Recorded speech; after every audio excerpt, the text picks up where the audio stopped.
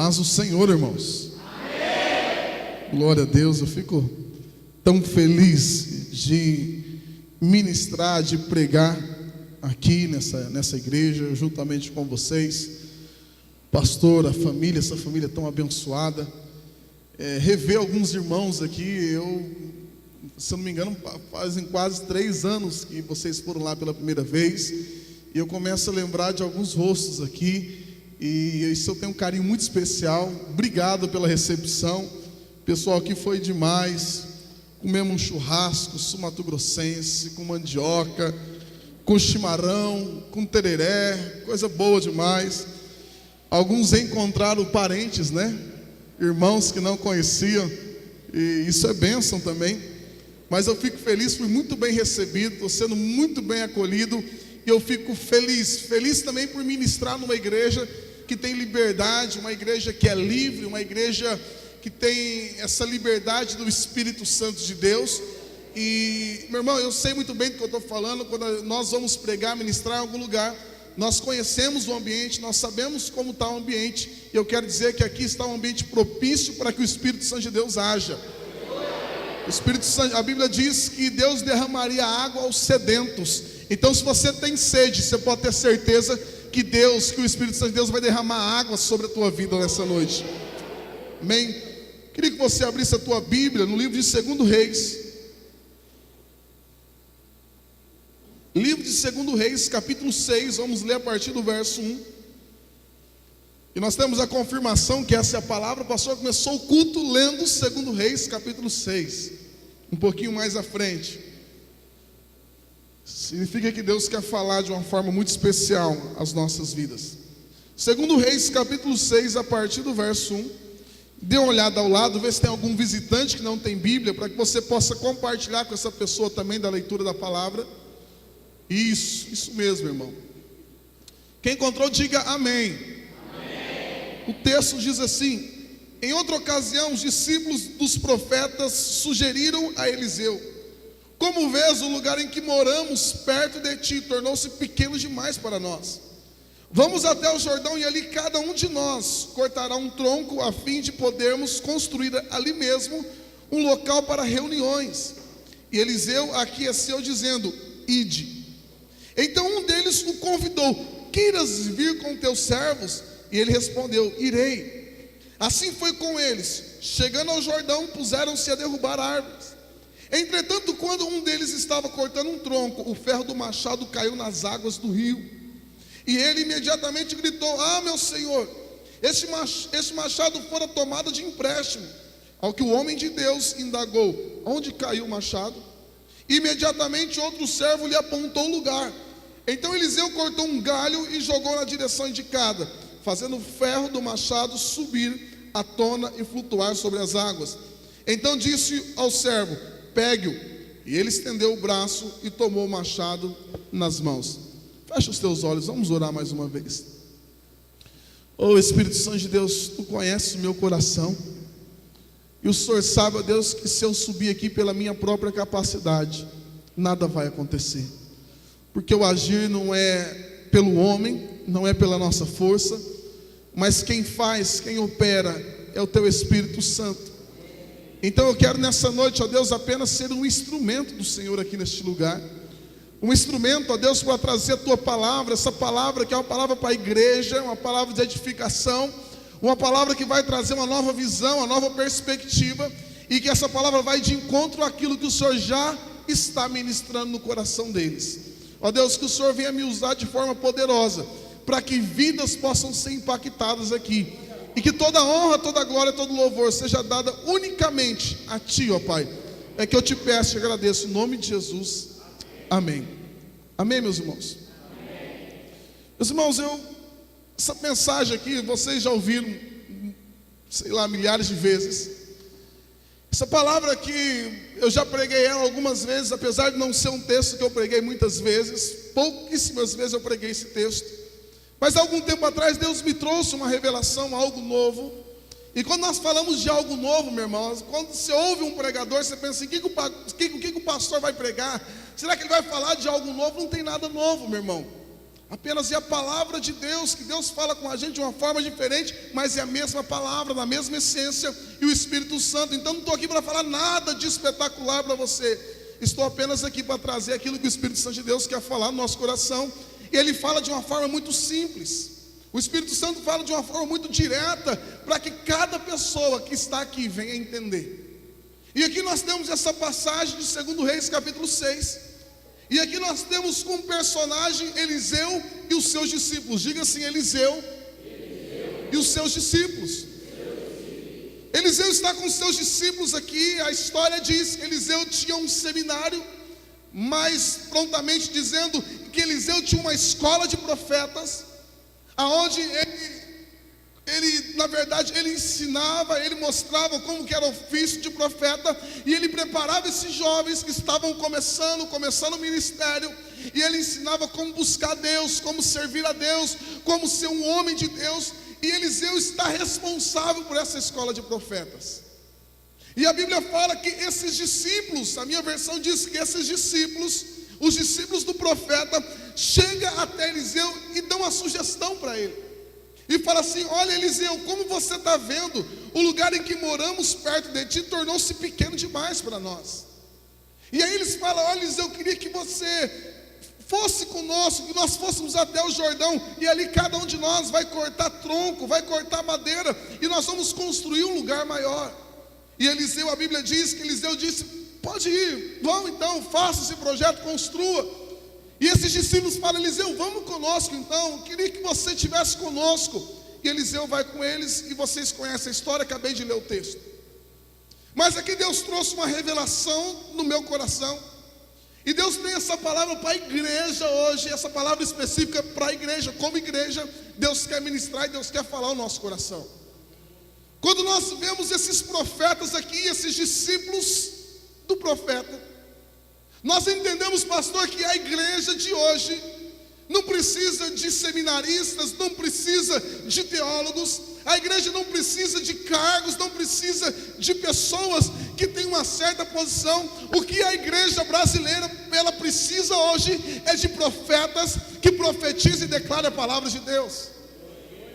O que a igreja brasileira está precisando hoje, o que necessita a carência da nossa igreja, a carência nas nossas cidades, na verdade são de profetas, de profetistas. Por quê? Porque o profeta, ele não fala aquilo que é dele, mas o profeta fala aquilo que está no coração de Deus. O profeta, ele não vive na dimensão terrena, mas o profeta vive na dimensão de Deus. E quando Deus toma o profeta se levanta e diz: assim diz o Senhor dos Exércitos. E vocês sabem que o profeta é aquele que traz a palavra de Deus para o povo.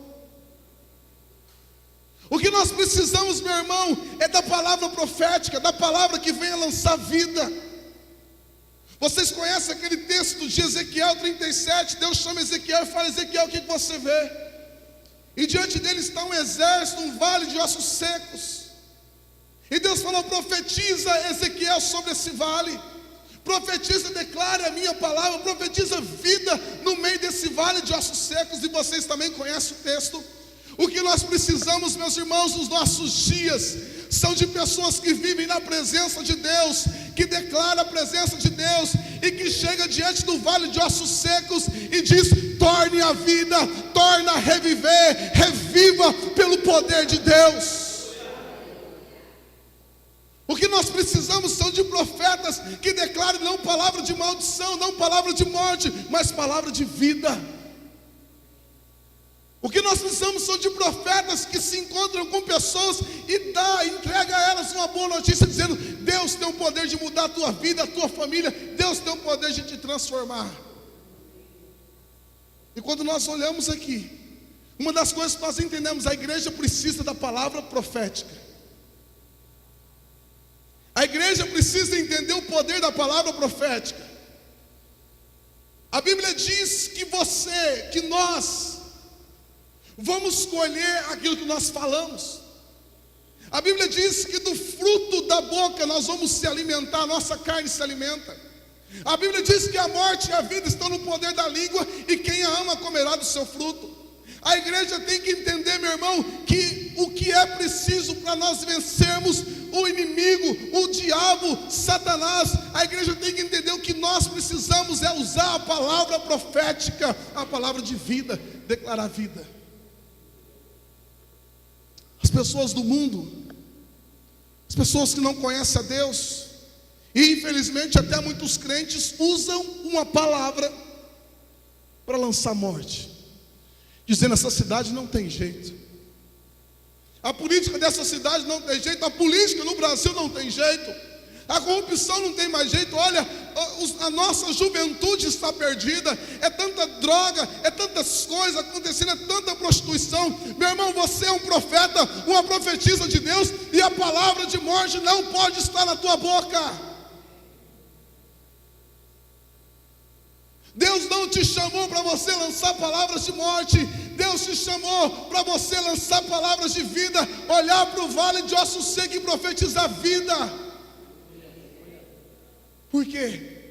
Porque o profeta não vive na dimensão humana, o profeta vive na dimensão de Deus. Como o pastor leu esse texto, e a oração de Eliseu para aquele discípulo é: abra os olhos dele, porque muitas vezes nós estamos enxergando apenas o natural, porque nós estamos enxergando apenas o físico, mas quando Deus abrir os nossos olhos, nós vamos enxergar essa cidade rendida aos pés do Senhor Jesus. Você vai enxergar a tua família convertida.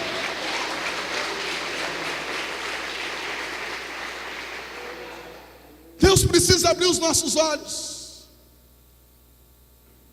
Deus precisa abrir os nossos olhos para nós entendermos a dimensão que nós temos que viver, de lançar, de profetizar a vida e de não lançar a morte. A segunda coisa que a igreja precisa, que nós temos que entender, é a visão profética. Nós não devemos caminhar por aquilo que vemos, mas nós devemos caminhar por aquilo que cremos. Diga assim: eu não vou andar por aquilo que eu vejo, mas eu vou andar por aquilo que eu creio. Irmão, nós não podemos caminhar nessa vida simplesmente por aquilo que nós vemos. Mas uma coisa que a Bíblia nos ensina, que a palavra de Deus nos ensina, que nós temos que caminhar por aquilo que nós cremos. E eu sinto uma confirmação de Deus para esse texto, porque o texto que o pastor leu exatamente sobre isso, sobre abrir os olhos para ter uma visão do espiritual, entender que o maior é aquele que está em nós do que aquele que está no mundo. Entender que o exército que trabalha ao nosso lado é muito mais poderoso do que o exército que está do outro lado. Nós temos que entender e ter essa revelação do mundo espiritual, e nós devemos caminhar por aquilo que nós cremos. E a palavra de Deus para a tua vida é uma palavra de vitória, é uma palavra de bênção para a tua vida, para a tua família. Devemos profetizar. Nós temos que entender que o profeta vive no sobrenatural. Nós temos exemplo de Elias, Eliseu, Isaías, Ezequiel. E nós devemos entender, meus irmãos, que Deus está trazendo um novo tempo. Um tempo do derramar do Espírito Santo. Um tempo de enchimento. E nós temos que entender esse momento e vivermos esse momento. Mas entrando na nossa lição, naquilo que Deus tem para nós, da palavra que Deus tem para nós hoje, esse texto aqui, ele me chama a atenção para algumas coisas. Esse texto aqui, ele chama atenção para coisas importantes. A primeira coisa que eu vejo é aqueles jovens. E quando eu olho para esses jovens, pastor, eu vejo uma geração de inconformados. Eu vejo jovens profetas que caminham na dimensão de Deus, que caminham no sobrenatural. E eles são tomados por um inconformismo, porque eles estão trabalhando, o trabalho está crescendo, e eles simplesmente chegam para o profeta e falam: oh, você não está vendo, o lugar que nós estamos é pequeno, nós queremos um lugar maior, nós queremos crescer, nós não estamos satisfeitos. Olha, eu até imagino, meus irmãos, que aqueles jovens estavam ali, mas como eles caminhavam por fé, como eles caminhavam no sobrenatural, eles olharam e disseram: olha, profeta, esse lugar aqui não vai caber o projeto que Deus tem para nós. Eles são inconformados com a situação, e o que nós precisamos são de pessoas inconformadas, Diga assim para o teu irmão: Deus precisa dos inconformados.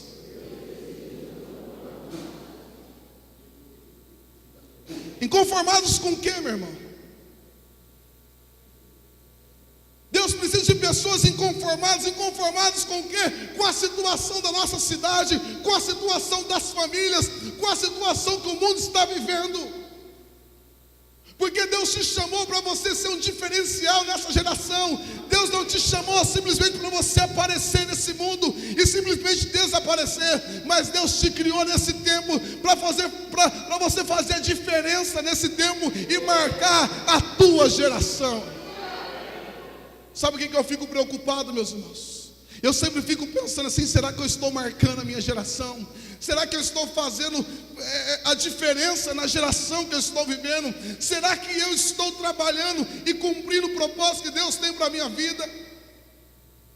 Precisamos de inconformados com a situação. Porque o ser humano, meu irmão, ele tem uma certa questão. Porque o ser humano, ele consegue se adaptar em qualquer situação. O ser humano consegue se adaptar a qualquer ambiente. Pode demorar um tempo, mas ele se adapta. E muitas vezes nós vamos passando por certas situações da nossa vida. E a verdade é que nós vamos nos conformando com aquilo ali. Mas a palavra de Deus diz: não vos conformeis com este mundo. O que Deus está procurando são inconformados, pessoas que não estão conformadas com a situação, com o envolvimento desse mundo. Não vos conformeis com esse mundo, mas transformar-vos pela renovação da vossa mente, porque somente assim vocês vão experimentar a boa, perfeita e agradável vontade de Deus. Nós estamos nos conformando. E eu lembro de uma história, talvez vocês já conheçam essa história, de um certo monge e o seu discípulo, que caminhando pelos sítios, pelas estradas, chegaram numa casa para tomar água. E quando eles estavam naquela casa ali, eles foram pedir água. Na verdade era um casebre, um lugar muito pequeno, um lugar muito pobre, um lugar muito simples, um pai, uma mãe, muitos filhos ali, em uma situação de extrema pobreza. E a única fonte de renda que eles tinham era uma vaquinha. Diga, uma vaquinha. A única fonte de renda que eles tinham era aquela vaquinha, meus irmãos. E daquela vaquinha ali eles estavam tirando leite. Tinha um bezerrinho, crescia, mas tirava o leite. A vaquinha estava sequinha, já magrinha, porque coitada, não tinha nem comida para comer, só tirava o leite dela. E quando aquele monge sai com o seu discípulo, quando eles estão a uma certa distância, ele olha para o seu discípulo e fala assim: eu queria que você fizesse uma coisa. O discípulo falou: pois não, meu senhor. Eu queria que à noite, quando todo mundo estivesse dormindo, você pegasse aquela vaquinha, colocasse na corda, e lá embaixo tem um precipício. Eu queria que você tirasse essa vaquinha lá para baixo. O discípulo falou: meu senhor, com todo respeito, o senhor está louco? O senhor viu a pobreza extrema que aquela família estava vivendo. O senhor viu o que aquela família, a única coisa que eles têm é aquela vaquinha. Agora você vai matar aquela vaquinha, nós vamos matar, e o que vai acontecer? Ele falou: apenas obedeça. O discípulo ficou doido, meu irmão, falou: eu não posso fazer isso. Mas por obediência ele pegou aquela vaquinha, vem, e foi puxando a vaquinha. E no primeiro precipício, ele deu um empurrão na vaquinha, a vaquinha foi embora, meu irmão. Já era. O discípulo voltou para o senhor e o senhor falou: vamos embora. Falou: mas vamos embora. Passaram-se 10 anos. E de repente aquele monge, juntamente com os seus discípulos, estão passando no mesmo lugar. Mas quando eles estão passando no mesmo lugar, eles olham na mesma direção, no mesmo local que era aquele sítio. Mas eles não reconhecem, porque o local mudou, está tudo mudado. Tem árvores, tem coqueiros, um negócio muito verde, um gramado muito bonito, uma casa enorme, gado, outras coisas. E aquele discípulo fica inconformado, perguntando: mas meu senhor, cadê aquela casinha, aquele casebre, aquela família muito pobre? Olha o que aconteceu. Aí o discípulo já pensou: está vendo? Está vendo o que aconteceu? Nós matamos a vaquinha deles. Eles não tiveram dinheiro Eles tiveram que vender a terra, agora quem sabe até doar os filhos, porque não conseguiram criar. E agora veio uma pessoa rica, comprou e fez tudo isso. Está vendo o que o senhor fez? Falei, então vamos entrar. Entrou naquela casa. E quando eles estão entrando naquela casa, só pedir água, uma casa muito grande, muito bonita, com empregados, tudo. E quando ele chega, que a dona vai receber, o discípulo vê que é a mesma mulher de há 10 anos atrás. Aí chega o marido, de repente vê que o marido é o mesmo. Ele pergunta, aí virou empregado. Está vendo? Agora virou empregado, está aí, agora tem que trabalhar. E perguntaram, chama o patrão de vocês lá. Ele falou, não, nós somos os patrões. E o discípulo pergunta, mas o que aconteceu? Ela falou, não sabemos se aconteceu, mas o negócio é o seguinte, há 10 anos atrás tinha uma vaquinha.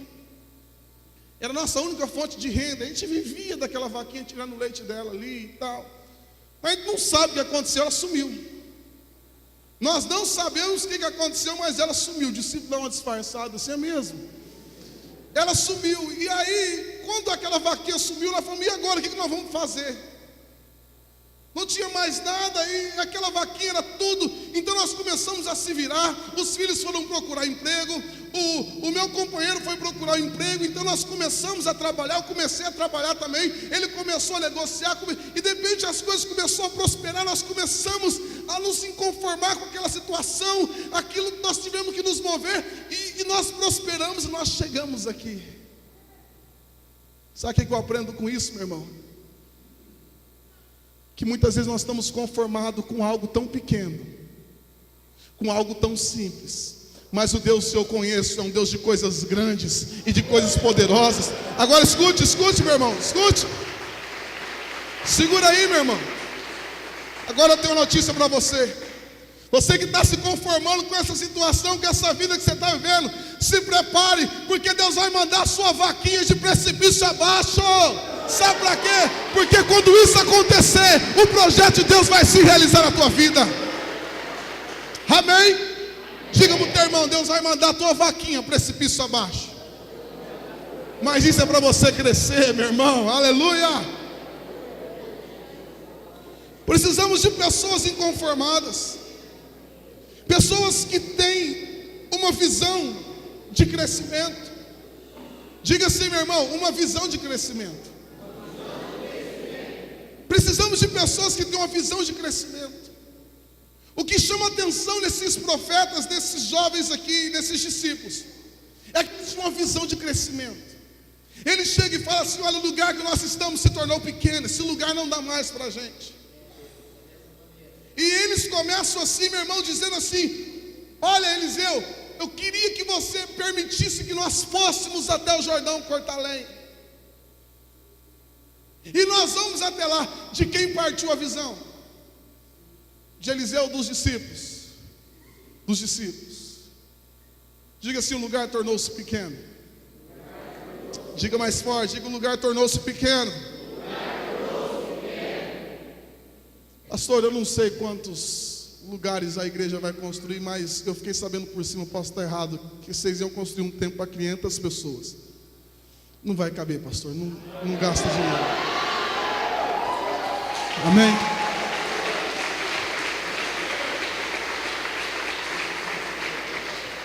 Não estou falando isso simplesmente por falar, eu falo isso. Deus, você sabe que Deus está nesse lugar aqui. E o que eu vou falar, às vezes o Espírito Santo já falou muito antes no coração do pastor. Não gaste dinheiro com um templo de 500 pessoas, não vai caber, pastor. Muda o projeto, altera o projeto, e esse projeto tem que ser acima de milhares. Tem que ser pelo menos acima de 1000.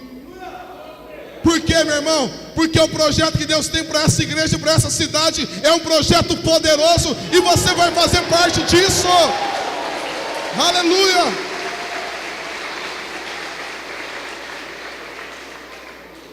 Deus vai te dar, Deus já está dando, já está aqui, pastor. Mas Deus está despertando uma geração de inconformado, uma geração que vai chegar na igreja e falar, não, calma, tem cadeira vazia, isso não pode acontecer. Vão pegar o óleo, vão sair orando sobre cada cadeira, profetizando vida, vida, vida, vida, vida, vida. Deus já tem colocado esses inconformados aqui, e que vão trabalhar para ver cada cadeira, cada espaço preenchido. Deus é um Deus tremendo. Esse Esse lugar aqui, meu irmão, é pequeno. É por isso que Deus até hoje não permitiu, pastor, que vocês construíssem. Talvez já era até para estar terminado esse tempo, mas Deus que esteve no projeto retardando as coisas, e agora vocês entenderam, meu irmão, altere o projeto, porque Deus vai fazer muito mais. Temos que ter uma visão de crescimento. Temos que entender que o Deus que nós servimos, a Bíblia diz: clama a mim e responder-te-ei, anunciar-te-ei coisas grandes e firmes que ainda não sabes. Agora é tão bonito, meu irmão, porque quem decide, quem vê que o lugar está pequeno e quem decide fazer o lugar crescer, essa visão parte dos discípulos. Deixa eu te dizer, meu irmão, a função do pastor não é simplesmente ganhar vidas para Jesus. A Bíblia nos ensina em Efésios que a função do pastor, o que o pastor tem que fazer? Qual que é a função dele? O pastor tem que gerar pastores. Eu fui chamado, meu irmão, para ganhar alma, sim, mas qual que é o meu maior chamado? Eu tenho que gerar pastores. É por isso que eu trabalho na vida de cada menino desse daqui, de cada rapaz, porque eu vou fazer de cada um deles pastor, segundo o coração de Deus. Deus me chamou para isso. Qual que é a função do pastor de vocês? Fazer de você, cada um de você, pastores e pastoras. A Bíblia diz que cada um deve gerar segundo a sua espécie. Quando Deus começa lá em Gênesis falando, e Deus fez isso, e que isso vai recriar, vai produzir segundo a sua espécie. Pastor gera pastor, e discípulo gera discípulos, ovelha gera ovelhas. O crescimento vai vir através da tua vida, o crescimento vai vir através de você, meu irmão. E o pastor vai te preparar para isso. O pastor vai te preparar para isso. Nós temos que entender, eu não tenho tempo aqui, meu irmão, é um outro texto, é outra palavra. Mas Jesus olha para a multidão e Jesus vê que a multidão era como ovelhas que não tinham pastor. A multidão estava com fome. E os discípulos chegam para Jesus e falam: Jesus, e agora? Tem uma multidão de 20 mil pessoas aí, está com fome. E aí? Jesus fala: dá vocês de comer a eles. Eles chegam para Jesus e falam: Jesus, como que vamos alimentar a multidão? Jesus falou: é com vocês. Sabe quem vai alimentar a multidão? Jesus fala para aqueles discípulos: quem vai alimentar a multidão são vocês. Sabe, meu irmão, quem vai alimentar a multidão que está aí fora é você, meu irmão. Mas pastor, eu só tenho pastor, eu não tenho capacidade para isso. Pastor, eu não tenho talento de pregar tão bem, eu não sei falar tão bem. Pastor, o que eu tenho é tão pouco, pastor. A multidão é muito grande, a multidão é enorme, são mais de 20 mil pessoas. Pastor, a única coisa que eu tenho são 5 pães e 2 peixinhos. Deixa eu te dizer, entrega na mão de Jesus, que Ele vai multiplicar a tua capacidade para alimentar essa multidão. Meu irmão, sabe por que eu estou aqui? É porque eu sei falar bem de jeito nenhum, é porque eu sou capaz de jeito nenhum. Meu irmão, a única coisa que eu tenho são 5 pães e 2 peixinhos. Sabe por que eu estou aqui nessa noite? Porque eu entreguei isso nas mãos de Deus, e Ele multiplica para que cada um de vocês se alimente. Mas Deus falou: elas são ovelhas que não têm pastor, quem vai pastorear são vocês. Quem vai pastorear, meu irmão, no nome de Jesus. Se você tem uma outra visão, essa visão não é de Deus, essa visão não é bíblica. Porque a visão bíblica, Jesus falou: ide fazer discípulos. Jesus falou para mim e para você. Quando Jesus chega para Pedro, se reencontra com Pedro, a Bíblia diz que Jesus chega a Pedro e fala: Pedro, tu me amas? Pedro fala: eu te amo. E o que Jesus fala? Apacenta as minhas ovelhas. Jesus pergunta mais uma segunda vez: Pedro, tu me amas? Ele diz: eu te amo. E eu sei que aí tem um negócio teológico, não estou nada com teologia aqui, meu irmão, é outra coisa. E Jesus pergunta a segunda vez: Pedro, tu me amas? Ele fala: amo. O que Jesus fala? Apacenta as minhas ovelhas. Aí Jesus pergunta a terceira vez: Pedro, tu me amas? Pedro fica meio assim. E Pedro entendeu o que Jesus estava perguntando, meu irmão. Porque Pedro olha e fala: Jesus, tu sabes. E Jesus fala: apacenta as minhas ovelhas. Você ama a Deus, meu irmão? Você ama a Deus, meu irmão? Deixa eu te dizer, amar Deus, você não diz isso com palavras. Jesus pergunta: Pedro, tu me amas? Ele fala: amo com palavra. Jesus falou: não, vou tentar a segunda vez. Pedro, tu me amas? Ele fala mais uma vez. Ele fala: amo. Jesus falou: não deu certo. Pela terceira vez: Pedro, tu me amas, Pedro? Sabe por quê, meu irmão? Jesus fala assim: então apacenta as minhas ovelhas. Você só vai demonstrar o amor por Deus quando você apacentar as ovelhas que Deus tem. Jesus está dizendo assim: olha, Pedro, tu me amas. Sabe como você vai demonstrar esse amor? Apacenta as minhas ovelhas. Ame aquilo que eu amo. Se entregue por aquilo que eu entreguei a minha vida. E assim você vai dizer que você me ama, não com palavras, mas com a sua atitude. Sabe, irmãos, quando nós olhamos para esse texto, nós temos essa visão de crescimento que esses jovens têm. E a Bíblia diz que nós temos que produzir segundo a nossa espécie, e discípulos vão gerar discípulos, pastor vai gerar pastores. Eles não se acomodaram, eles não têm um compromisso, eles não são descompromissados, eles não são preguiçosos, mas são jovens realmente que têm um chamado de Deus. Mas uma das coisas que nós entendemos é que quando eles chegam aqui, vai lá no verso 2 comigo, você que está com sua Bíblia aberta. Olha como que é interessante. O texto do verso 2 diz assim: vamos até o Jordão. A minha versão diz assim, talvez a sua esteja igual. E ali cada um de nós, diga assim, cada um. Diga assim, cada um. Cada um de nós. Os discípulos chegam aqui para Jesus, chega para Eliseu e fala: Eliseu, vamos até o Jordão, e ali cada um de nós. O que nós entendemos aqui, meu irmão? Que a obra de Deus não é feita por alguns, mas a obra de Deus é feita por todos. Pesquisas mostram que 90% de todo o trabalho da igreja é feito por apenas 10% dos membros da igreja.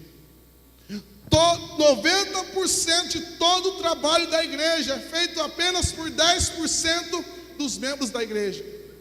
Mas esse texto aqui fala que cada um de nós, meu irmão, naquela época não tinha folgado, naquela época não tinha preguiçoso. Olha a visão, entenda a visão aqui. Eu não sei, aqui não tem esse problema, glória a Deus por isso, e fique feliz. Mas lá em Junqueira, de vez em quando, nós vamos trabalhar, meu irmão, vai ter encontro, a gente tem que carregar 200 e poucos colchões. E os colchões, meu irmão, nós pegamos esses colchões nas creches. As crianças acabam de fazer necessidade dela, a gente joga nas costas aqui e carrega. Tem uns que está fresquinho, meu irmão, molhadinho. E a gente carrega e vai de caminhonete, dá não sei quantas viagens, e trabalha, e vai fazer um evento e trabalha. Aqui não tem. Mas lá tem uns que faz o tereré, prepara água geladinha, aí todo mundo trabalhando, e o cara só aqui, ó. Só no tereré, e todo mundo trabalhando, suando, pegando colchão, e o cara pega ainda uma cadeira, senta e fica só olhando. Irmão, isso é uma desgraça. Sabe por quê? Porque, primeiramente, Deus não tem compromisso com o preguiçoso, mas a obra de Deus é feita por cada um de nós. Um dia eu perdi a cabeça, pastor. Um dia eu estava lá limpando o chão, tinha feito a macarronada com os jovens para todo mundo, e aí as meninas vão lavar o prato, uns meninos começam a varrer, e outros aqui, aí eu vejo um monte de adolescentes sentados lá no banco dando risada. Eu estava com o rodo aqui na mão, do jeito que eu estava, eu mandei na perna de todo mundo, meu irmão.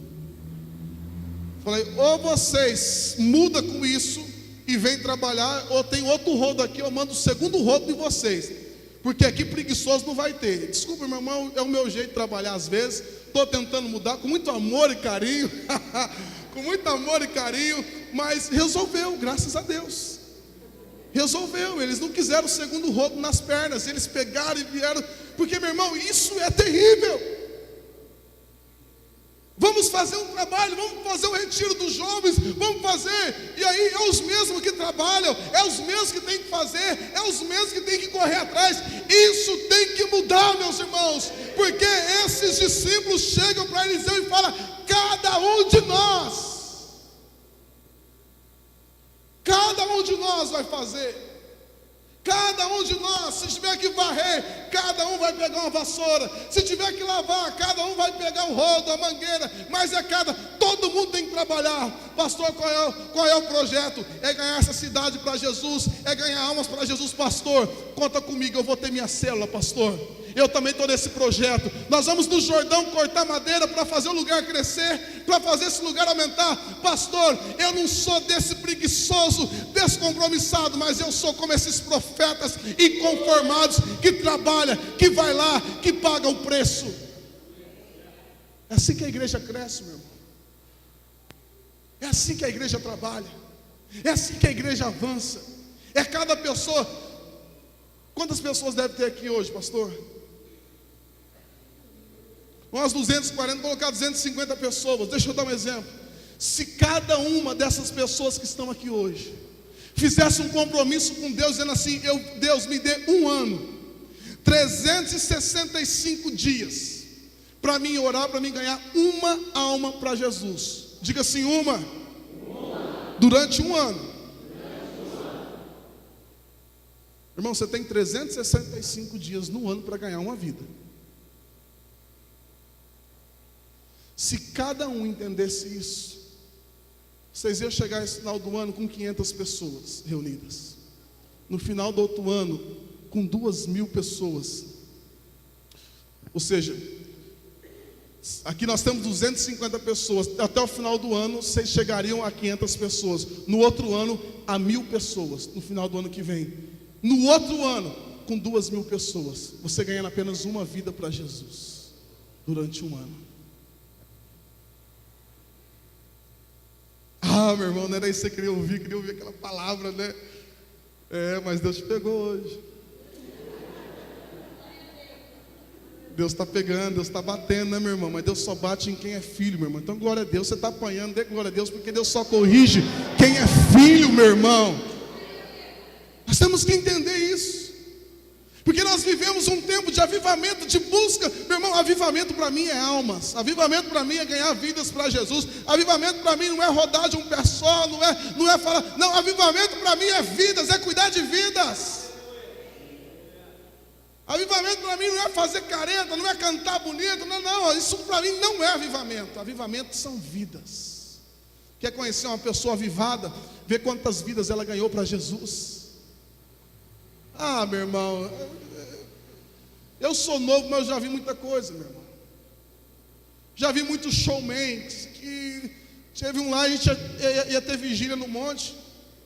A unção, nem sei falar que unção que era aquela.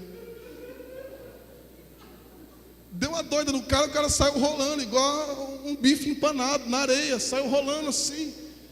E saiu, ia para o monte limpinho, saía parecendo um negócio empanado.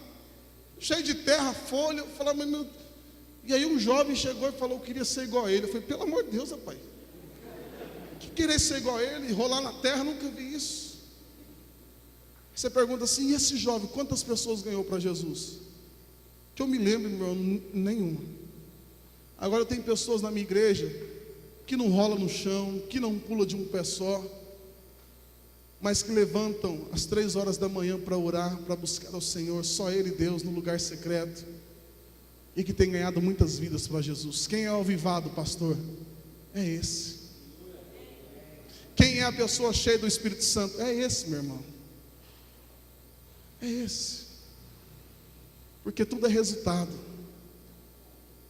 Tem muita fachada, infelizmente, mas o que importa para Deus são frutos. Jesus falou: a árvore que não der fruto, eu corto fora.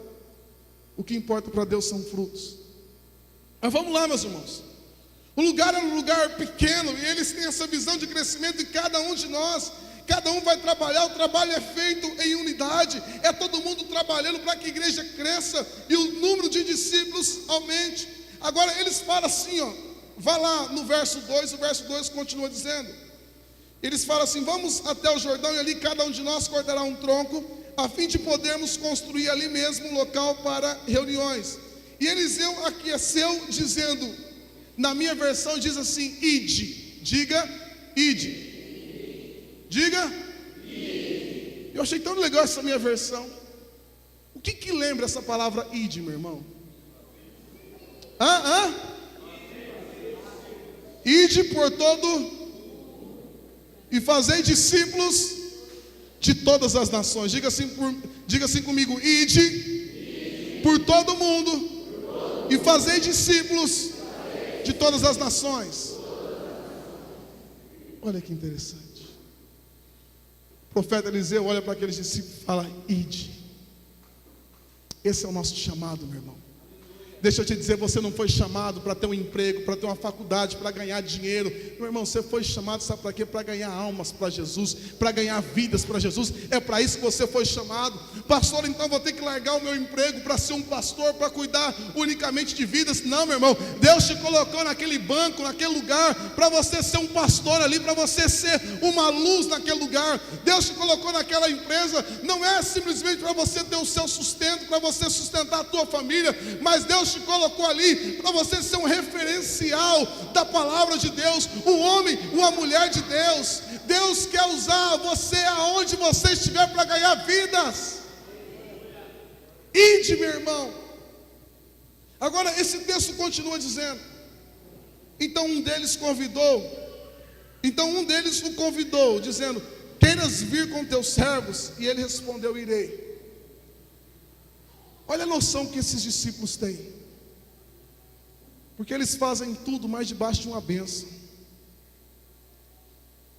Eles têm um projeto do coração, o projeto deles é a coisa mais linda, mas eles dizem: nós não queremos ir sozinhos, nós queremos que o pastor esteja conosco.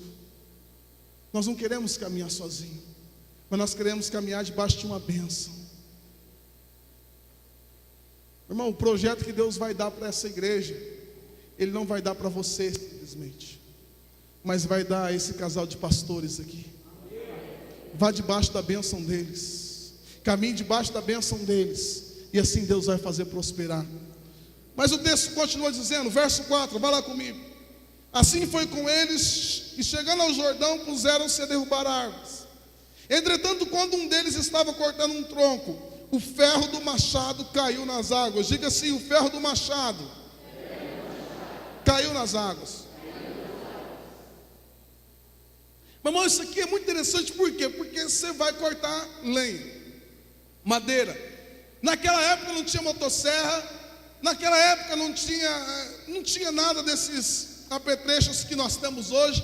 A ferramenta de corte, a única ferramenta que eles tinham para cortar a árvore era o machado. E eles estão lá com o machado, estão lá cortando e tal, e vai e bate, e de repente lá o machado vai soltando o ferro ali, e de repente o ferro do machado voa e cai dentro d'água. E de repente aquele discípulo grita assim: ah, Senhor meu! Ele dá um grito, ele fica apavorado, porque o machado era emprestado. Diga assim: o machado era emprestado.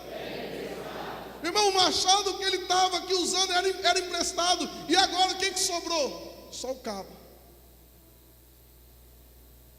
O ferro não está mais lá. O ferro do machado não está mais lá. Você já tentou cortar a árvore apenas com um cabo? Você dá a primeira paulada, irmão, se o ferro do machado saiu do cabo, acabou o serviço, acabou o projeto. Vamos voltar para casa, não tem mais o que fazer. Agora deixa eu te dizer, muitas coisas da nossa vida, nós tentamos derrubar árvores apenas com um cabo nas mãos, porque o ferro do machado caiu há muito tempo. Pastor, o que você está querendo dizer? Estou querendo te dizer, você que entrou aqui nessa igreja hoje, sabe por que você está vivendo essa situação? Sabe por que você está tentando construir algo na sua vida? Sabe por que você está tentando construir, realizar um projeto e você não consegue? É porque você apenas tem o cabo nas mãos. Agora não se corta a árvore, não se derruba tronco apenas com o cabo na mão. Sabe, meus irmãos, eu por muito tempo contei essa experiência para o pastor, e eu disse: pastor, Eu por muito tempo, pastor, eu tentei fazer a obra, o meu trabalho com os jovens e tentando fazer, e tentei isso, nós vamos fazer festa para os jovens, e tentei fazer festa, e tentei fazer isso, tentei fazer aquilo, até que eu cheguei e falei: Deus, deixa eu te dizer, eu não sei mais o que eu vou fazer. Deus, deixa eu te dizer que eu não sei mais para onde ir, eu já tentei de tudo. As estratégias que eu tinha, que eu pensei, que eu vi em outros lugares, eu tentei colocar, mas não está dando certo. Eu não sei mais o que fazer. Aí eu ouço o Espírito Santo de Deus falando comigo. Falou: você chegou no lugar certo. Eu falei: mas como? Eu já tentei de tudo. Ele falou: você já tentou de tudo? Eu falei: tentei. Ele falou: certinho. Agora você reconheceu que você, pelas suas próprias forças, pelas suas próprias capacidades, você não vai chegar a lugar algum. Você entendeu agora, Alexandre, que você, sem mim, você não é nada, que a obra é feita não por você, mas por mim. Você entendeu que os seus projetos, as suas programações por você mesmo, de nada vai acontecer. Eu falei: Deus, eu entendi. E o Espírito Santo de Deus falou no meu coração: então agora eu estou devolvendo a você. Eu vou fazer o ferro do machado flutuar. Você entendeu que você depende de mim para fazer a obra? Eu falei: eu entendi. Sabe, meus irmãos, essa obra, por mais que você seja um PhD, por mais que você seja uma pessoa capacitada, a obra de Deus não é feita pela capacitação humana. Isso eu acho lindo. Sabe por que eu acho lindo? Porque eu vejo tantas pessoas dizendo: eu não tenho capacidade para fazer. Eu até queria liderar uma célula, mas eu não tenho capacidade. Glória a Deus, meu irmão. A capacidade não vem de você, vem dele. Se coloque na presença dele, se coloque na dependência do Espírito Santo de Deus, porque é ele que vai fazer. Você apenas será um instrumento nas mãos dele. As pessoas mais usadas nas mãos de Deus são quem? São aqueles que não têm capacidade nenhuma, porque aquele que tem um conhecimento, aquele que fala bem, aquele que prega bem, ele se estrutura na sua própria capacidade.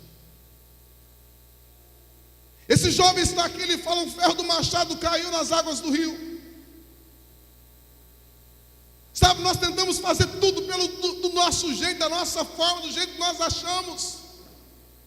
Meu irmão, se o ferro do machado não estiver no cabo, nós não vamos conseguir realizar a obra de Deus. Os projetos e os sonhos de Deus não vão se realizar na nossa vida.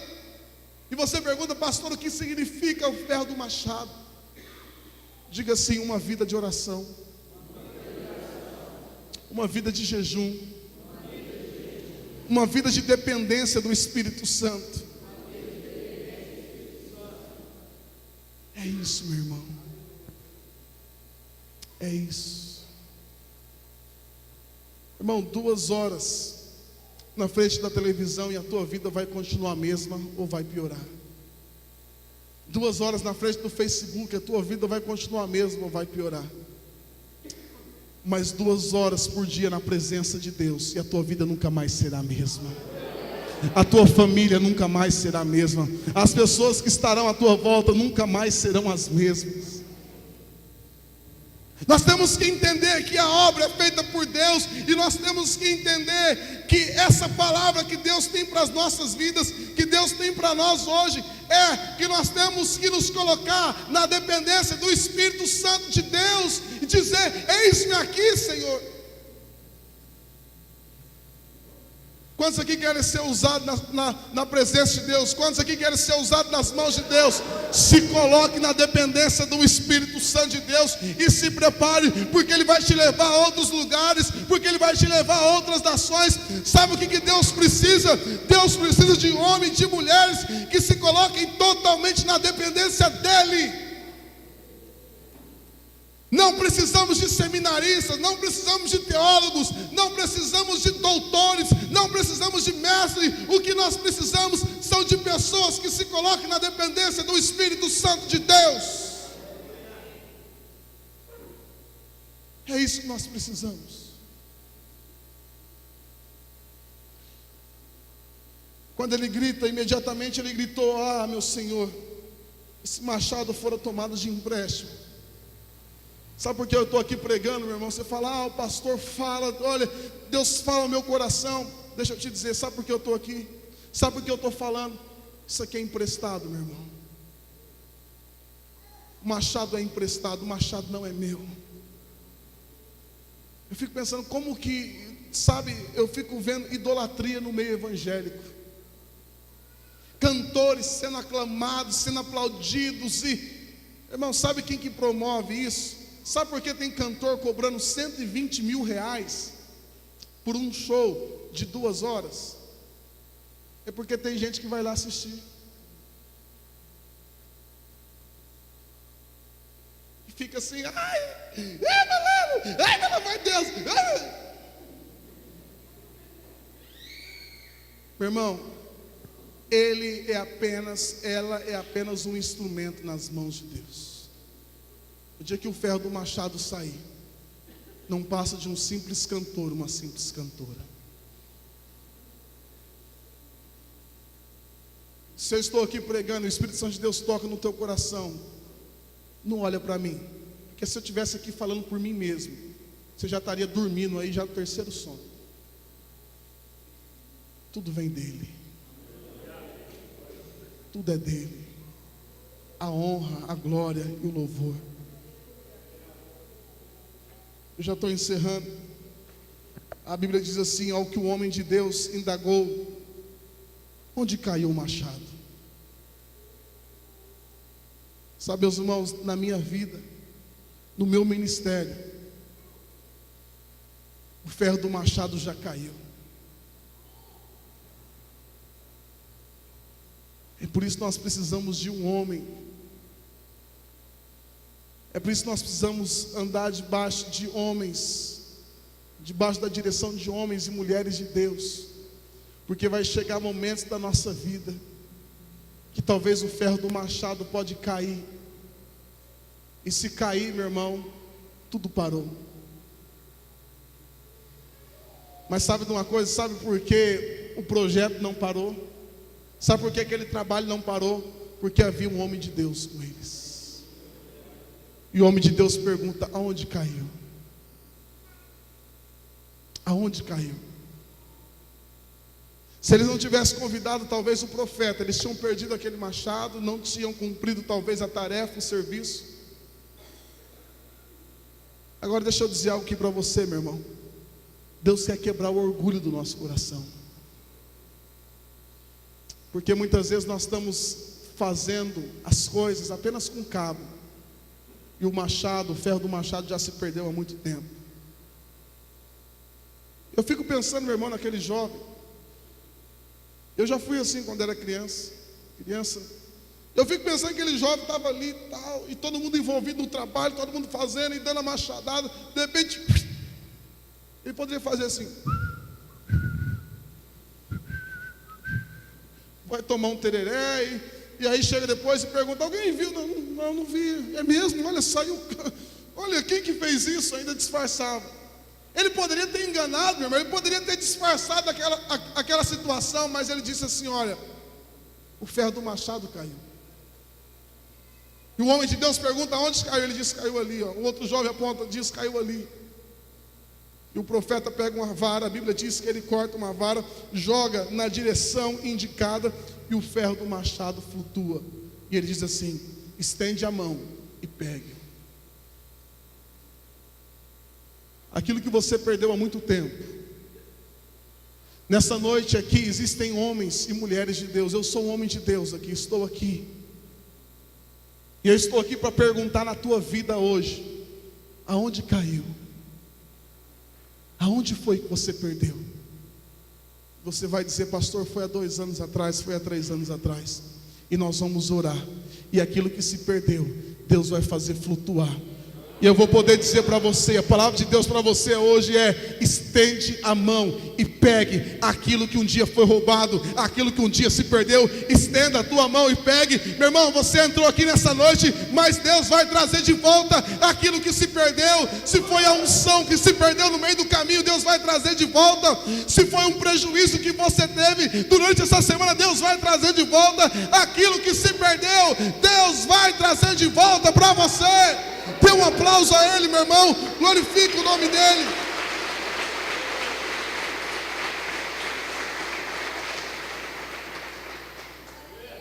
Aquilo que havia se perdido, aquilo que havia deixado, o ferro do machado havia caído no rio. Mas aquele jovem foi humilde de reconhecer isso, de pedir ajuda. E por isso, o ferro do machado flutuou. Sabe, meus irmãos, essa palavra aqui, eu disse, é uma palavra para cada um de nós, mas é uma palavra como igreja. Porque para Deus te usar, Ele tem que te curar. Para Deus te usar, algumas coisas têm que ser consertadas. E para a tua vida mudar, você tem que se humilhar na presença dEle e reconhecer que sem Ele, nada você vai poder fazer, nada. Meus irmãos, eu tenho tantos sonhos na minha vida, tantos sonhos. E você entrou aqui nessa noite e você disse: pastor, eu cansei, pastor. Cansei de lutar tanto. Cansei, pastor, eu não tenho mais forças.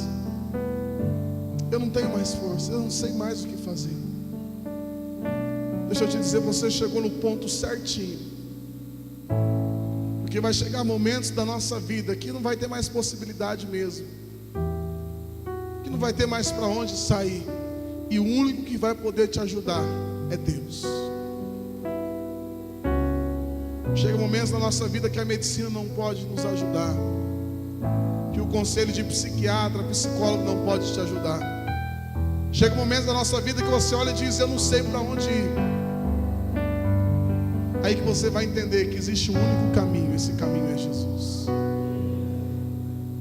Sabe, meus irmãos, eu quero ir embora daqui, mas com alegria no coração de que vocês entenderem essa palavra.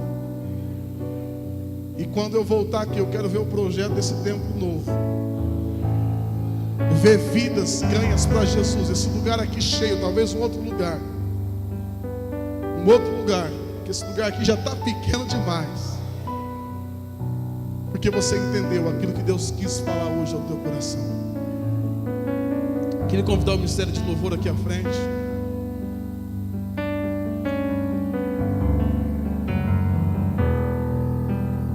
Queria que vocês colocassem o pé no teu lugar.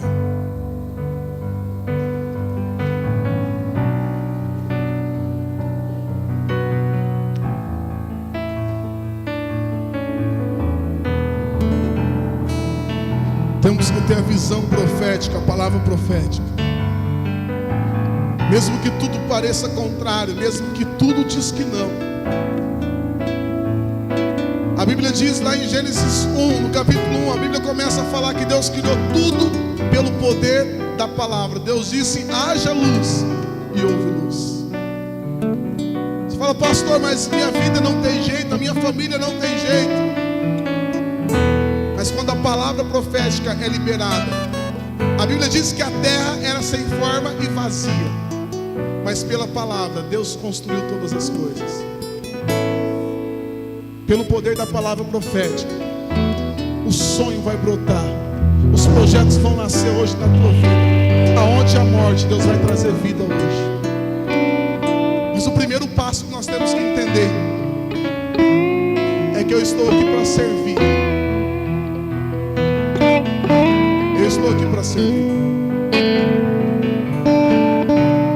Eu estou aqui para me colocar na dependência do Espírito Santo de Deus e dizer a Ele: usa-me. Deus te chamou para isso.